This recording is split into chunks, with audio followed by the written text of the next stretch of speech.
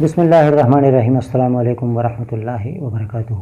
قدرمنو پروګرام ادبزار سره محمد علي جوهر تاسو په درانه خدمت کې حاضر دی. نن تاسو لکشان مزاج بدلوم د امور لکشان بدلوم تاسو له مونږ په ادبزار کې صرف شعر او شاعري تاسو وړاندې کوو.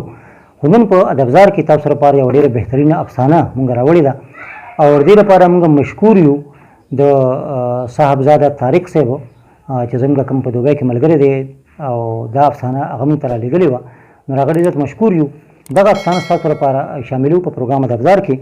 دا افسانه لیکلې ده عبدالله جان مغموم صاحب چې د درمنګو اوسېدونکی دی او د ریډیو پاکستان ډېر لوی نوم دی.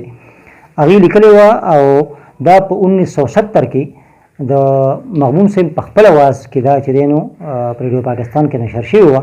خو بیا دا اوس چې کوم دا ویلې ده دا دوباره بیا ویلې وه. عامر عرفان د عرفان الله عرفان صاحب برخوردار دی، د هغې زوی دی او هغه په خپل اواز کې بیا دوباره ویلې ده. نو د دې افسانې عنوان دی سزا. راځئ چې غوږ شو ته.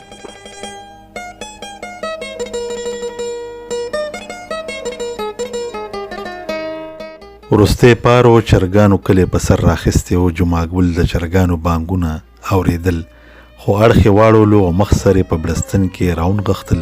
خدای خبر چې څه چلو. نن د هغه زړه پاسېدو ته نه کېدو. نن د هغه زړه ویل چې دا شپه نوره موږده شي، دومره اوږده شي چې سبا کېدو یراړو ورکه شي. هغه د شپې نه په پټي کې تخم شیندلی و په دې نیت چې سهار وختي به پټی اړوم. هغه ته پټی او شیندلی تخم دواړه یادو خو بیا یې هم پاسېدو ته زړه نه کېدو. ښه ساعت تېر شو. د کوس کندي د جومات نه د بانګ غږ یې تر غوږو شو. ډېر خوږ اواز و. دی د بانګ د الفاظو په معنی نه پوهېدو. دی په دې نه پوهېدو چې د بانګ کې په خواږه خوب اودو دپاره کم پیغام اورولی شي. هر څو که جمعګل د بانګ په معنو نه پوهېدو خو دلی نن ډېر خوند ورکړو. نن د سحر بانګ دته مرګ را یاد کړو. دی په دې باندې پوه کړو چې دا دنیا فانی ده او مرګ حق دی. د مرګ هیڅ وخت نه دی معلوم. ټول ژوندي به یوه ورځ مري او زه خو به هم یوه ورځ مرم. او که خدای مکه زه نن مړ شوم نو زما د ماشوم زوی او ځوانه ښځه به څه کوي؟ دوی به څه خوري؟ زما ځوانه ښځه به پردي خدمتونه کوي، زما ماشوم زوی به پردو کوڅو کې لوغړېږي. دا به څه کېږي لویه خدایه؟ دا به څنګه کېږي؟ داسې خو مه کړې خدایه. ما خو د دوی نه مخکې مړ نه کې. د دوی د سر نه خو زما سوری پورته مه کې. خو سمدستي د جمعګل خیال د تصویر بل اړخ ته لاړو او د ځان نه یې تپوس وکړو چې ما د دوی نه مخکې نه مړ کې. نو مطلب دا شو چې زما زوی دی زما نه مخکې خدای پاک مړ کي چې د یتیمۍ د سپیره اواز نه بچ شي. زما ښځه دی زما نه مخکې مړه شي چې د کونټون د سپیره ژوند نه په امان شي. نه داسې هم مه کړې خدایه. د فقیرګل بچي مرګ به زه څنګه برداشت کړی شم؟ که فقیرګل زما نه مخکې مړ شو نو ما ته به بیا بابا څوک وایي او زه به بچی چا ته ویم؟ بیا به پټي ته ماله روټۍ څوک راوړي؟ او که ښځه مې مړه شوه نو د هغې نه بغیر به زه څنګه ژوندی پاتې شم؟ د هغې نه بغیر به د ژوند څه خوند وي؟ خدای خبر چې څه چلو. نن دې ګډو وډو او بېګودره خیالاتو د جمعګل په زړه کې طوفان راوستی و. د مرګ او ژوند د بې شمېره وسوسو یوه روانه ماشوړه وه چې د جمعګل زړه او ذهن دواړه یې پریشانه کړي وو. آخر راپاڅېدو، کولبی راپرانېسته، جغې ورته په غاړه کې واچولو او ښځې ته یې وویل چې پټي ته ما پسې چای مه رالیږه، زما طبیعت خراب دی. غرمې له سوکړک او شملې فقیرګل له ورکه چې پټي ته یې راوړ. کولبه مخکې او جمعګل ورپسې د کوڅې نه ووتو. کولبه مخکې او دی ورپسې. او هغه خیالات په ذهن کې بیا را تازه شو چې که زه مخکې مړ شوم نو بیا به څه چل کېږي او که دوی مخکې مړه شول نو بیا به څه چل کېږي. هم په دې پریشانه خیالاتو کې جمعګل پټي ته ورسېدو. زر یې کولبه په پټي ورګډه کړه.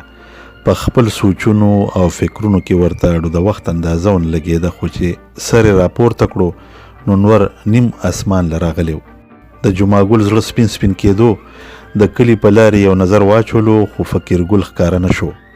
د بیا غویله چوکه ورکړه او په زړه کې ووی چې فقیرګل روټۍ راوړي نو ما به دا لږ غوندې وخت کې اړولی وي. خو په دې کې د کلي نه نمبردار سړی راولېږلو چې خان راغلی دی، ټول دهقانان راغلي دي، فوراً حجرې ته راشه. زمونږ ټول کلی د د دغه ایکي یو خان جاګیرو او د کلي ټول دهقانان د دې ایکي یو خان لکه چې غلامانو. خان به کله کله زمونږ د کلي چکر لګولو، په خپل جاګیر به ګرځېدو، د خپلو دهقانانو د حالاتو به ځان خبرولو. دا ایکي یو خان به چې زمونږ کلي ته راغلو نو دی به یو سمکړي کټ کې لکه د فرعون کېناستو او ټولو دهقانانو به په شنه منډه د دې خان د سلام دپاره ځان حجرې ته رارسولو او غیر چاپیره به په ځمکه د خپو په سر ناستو.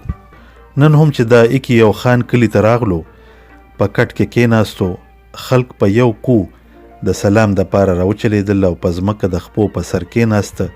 نو خان غیر چاپیره په خلکو یو نظر واچولو، ټول راغلیو، ټول د سلام دپاره حاضر شوي، خو جمعګل په دې خلکو کې نو. د خان سترګې د ډېرې غصې نه برګې غونتې شوې. د نمبردار نه یې تپوس وکړو چې جمعګې څه شو؟ هغه ورته وی چې توخې مې شیندلې دی، 2 کیله ورته پاتې وو، وی دا پټوم نو درځم. د خان طبیعت خټه شو، په غوږ وی دا خبره ښه ونه لګېده. د ځان سره یې وی چې زمانه 2 کیله تخم زیاته هم شو. حکم یې وکړو چې ورشئ لاسنیولې راولئ. 2 کسان پټي ته لاړل، جمعګل یې لاسنیولې راوستو. جمعګل خان ته سلام وکړو او خپل عذر یې ورته پیش کړو. خان نه سلام واغستو او نه د ده په عذر غوږ وګرولو. حکم یې وکړو چې په 4 بولي غوږونه ونیسه. جمعګل په چوپه خوله غوږونه ونیول او بیا په حجره کې یوه غټه تیږه، ډیره غټه تیږه، خدای مې د غاړه نه نیسي، خو د 10 منو نه به سیوا وه. حکم وشو چې دا تیږه جمعګل ته په ملا کېدی. 4 کسان راپاسېدل، دغه تیږه راپورته کړه او جمعګل ته په ملا کېښوده. تیږه ډیره درنه وه. جمعګل ډیر فریادونه وکړل، خو د خان په زړه د رحم اوبه تویې نه شوې. بل خوا د جمعګل ښځې تنور اچولی و، په تادی لګیا وه، سوکړکان یې په تنور کې پورې کړي وو. هغې سره د جمعګل فکر و، هغې ته پته وه چې سړي سهار چای هم نه دي څکلي، هغه به وږې وي، ډېر به وږې وي، نو چې روټۍ ورله زر ولېږم. سوکړکان یې راونړول، په درستخان کې زر وتړل، شملې په بتکي کې واچولې او زوی ته یې ووې چې بچیا په منډه پټي ته ځه، پلار به دې وږې وي.